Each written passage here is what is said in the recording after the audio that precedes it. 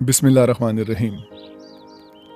हमारी ज़मीन पर कुछ ऐसी चीज़ें मौजूद हैं जिनके बग़ैर ज़िंदगी का तसव्वुर नामुमकिन है, और इन चीज़ों में पानी भी शामिल है, जिसकी अहमियत से किसी को इनकार नहीं।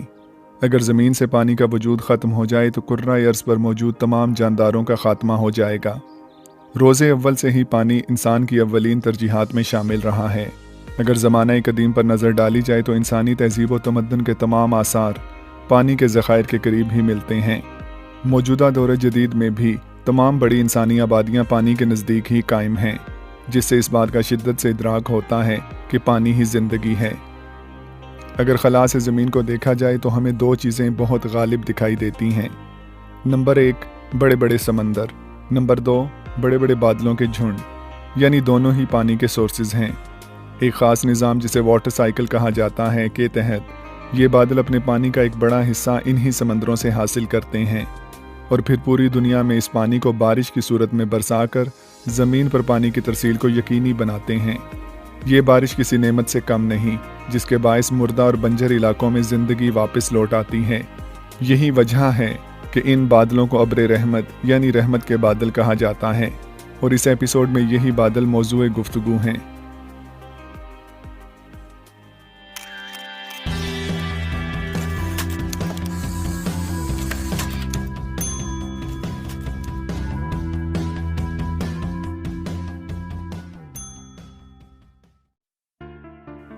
जब सूरज हमारे कुर्रा अर्ज़ के समंदरों, दरियाओं, झीलों वगैरह पर पूरी आबोताब के साथ चमकता है तो ये सतह आब यानी सरफेस ऑफ वाटर को गर्मा देता है, जिसके नतीजे में ये गर्म पानी बुखारात या गैस की शक्ल इख्तियार कर लेता है, जिसे वाटर वेपर का नाम दिया जाता है। ये अमल जिसमें पानी माया से गैस हालत में तब्दील होता है एवेपोरेशन कहलाता है। यानी एवेपोरेशन वो अमल है जिसमें पानी माया से गैस हालत में तब्दील होता है। ये पानी बुखारात की शक्ल में ऊपर उठने लगता है और बिलाखिर एटमॉस्फेयर या कुर्राए हवाई में जा पहुंचता है। जब ये बुखारात कुर्राए हवाई के किसी सर्द रीजन में दाखिल होते हैं तो इनकी हालत तब्दील हो जाती है, यानी ये वाटर वेपर से वाटर ड्रॉपलेट्स में तब्दील हो जाते हैं। आसान अल्फाज में ये पानी गैस से माया हालत में दोबारा वापस लौट आता है। ये अमल जिसमें पानी गैस से माया हालत में वापस आता है कंडेंसेशन कहलाता है। यानी कंडेंसेशन वो अमल है जिसमें मादा या पानी गैस से माया हालत में वापस लौटता है। जिस टेम्परेचर पर यह कंडेंसेशन का अमल रूनुमा होता है वो टेम्परेचर ड्यू पॉइंट कहलाता है। यही बेशुमार ड्रॉपलेट्स मिलकर एक बादल को तश्कील देते हैं। इस मौके पर ये ड्रॉपलेट्स एक दूसरे से मिलते चले जाते हैं, हत्ता कि ये एटमॉस्फेयर में मौजूद टाइनी डस्ट पार्टिकल्स के साथ भी इंटरेक्ट कर लेते हैं। नतीजतन इनका हुज्म और वज़न इतना ज़्यादा बढ़ जाता है कि इनके लिए हवा या बादल में ख़ुद को बनाए रखना नामुमकिन हो जाता है, क्योंकि ज़मीन की ग्रेविटेशनल पुल भी इन्हें ज़्यादा क़ुव्वत के साथ अपनी जानिब खींचने लगती है, जिसके नतीजे में ये छोटे छोटे कतरों की सूरत में ज़मीन की तरफ वापस लौटने लगते हैं, और यही बरसते हुए कतरे बारिश या रेन कहलाते हैं। ये बादलों का तश्कील पाना और बारिश का बरसना हमारे उस वेदर सिस्टम का हिस्सा है जिसे वाटर साइकिल कहा जाता है। इसी वाटर साइकिल के ज़रिए दुनिया भर में पानी की यकसा तकसीम और मतवातर तरसील मुमकिन है। कुर्रा अर्ज़ पर यह पानी की तरसील ज़िंदगी को एक नई जिला फराहम करती है। यानी बादल हमारे वेदर सिस्टम का इंटेग्रल कंपोनेंट हैं जो इस मौसमियाती निज़ाम में वाइटल रोल प्ले करते हैं।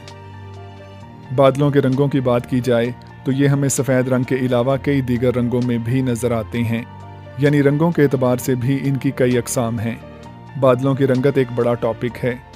बादलों के मुख्तलिफ रंग और इनकी वजूहात जानने के लिए इनसे मुतालिक एपिसोड यानी बादलों के रंग मुलाहिज़ा कीजिए। वो इल्म जिसमें बादलों पर तहकीक की जाती है नेफोलॉजी कहलाता है। यानी नेफोलॉजी मौसमियाती इदारों का वो डिपार्टमेंट है जिसमें बादलों पर तहकीक की जाती है। बादलों को यूनानी ज़ुबान में नेफॉस कहा जाता है और नेफोलॉजी की टर्म इसी नेफॉस से अखज़ की गई है। पहल बादलों पर तहकीक करने वाले माहिरीन के लिए नेफोलॉजिस्ट की टर्म इस्तेमाल की गई, मगर मौजूदा दौर में नेफोलॉजिस्ट की जगह मीटियोरोलॉजिस्ट की ही टर्म इस्तेमाल होती है। बुलंदी के लिहाज से इनको आमतौर पर 3 बड़े ग्रुप्स में तकसीम किया जाता है। यानी नंबर 1 हाई लेवल क्लाउड्स जो सबसे ज़्यादा बुलंदी पर मौजूद होते हैं। नंबर 2 मिड लेवल क्लाउड्स जो बुलंदी के लिहाज से दरमियाने दर्जे पर फाइज हैं।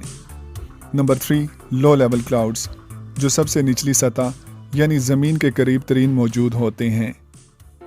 बरतानिया के मारूफ मौसमियाती इदारे यानी मेट ऑफिस यूके के मुताबिक हाई लेवल क्लाउड्स 5 से 13 किलोमीटर की बुलंदी पर मौजूद होते हैं।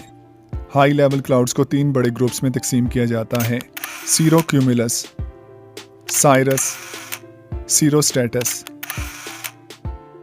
मिड लेवल क्लाउड्स, ये बादल 2 से 7 किलोमीटर की बुलंदी पर मौजूद होते हैं। मिड लेवल क्लाउड्स को भी 3 बड़े ग्रुप्स में तकसीम किया जाता है: आल्टोक्यूमुलस, आल्टोस्ट्रेटस, निम्बोस्ट्रेटस। लो लेवल क्लाउड्स, ये बादल सतह ज़मीन के इंतहाई करीब होते हैं। ये ज़्यादा से ज़्यादा 2 किलोमीटर की बुलंदी तक पहुंच पाते हैं। लो लेवल क्लाउड्स को 4 ग्रुप्स में तकसीम किया जाता है: स्ट्रेटोक्यूमुलस, स्ट्रेटस, क्यूमुलस, क्यूमुलोनिम्बस। ये था बादलों की अक़साम का मुख्तसर जायज़ा। बादलों की अक़साम के बारे में मज़ीद तफ़सीलात जानने के लिए इनसे मुतालिक एपिसोड यानी बादलों की अक़साम मुलाहिज़ा कीजिए।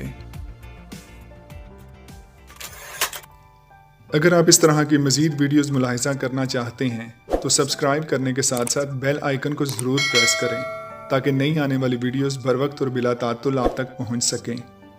जज़ाकुमुल्लाह खैर।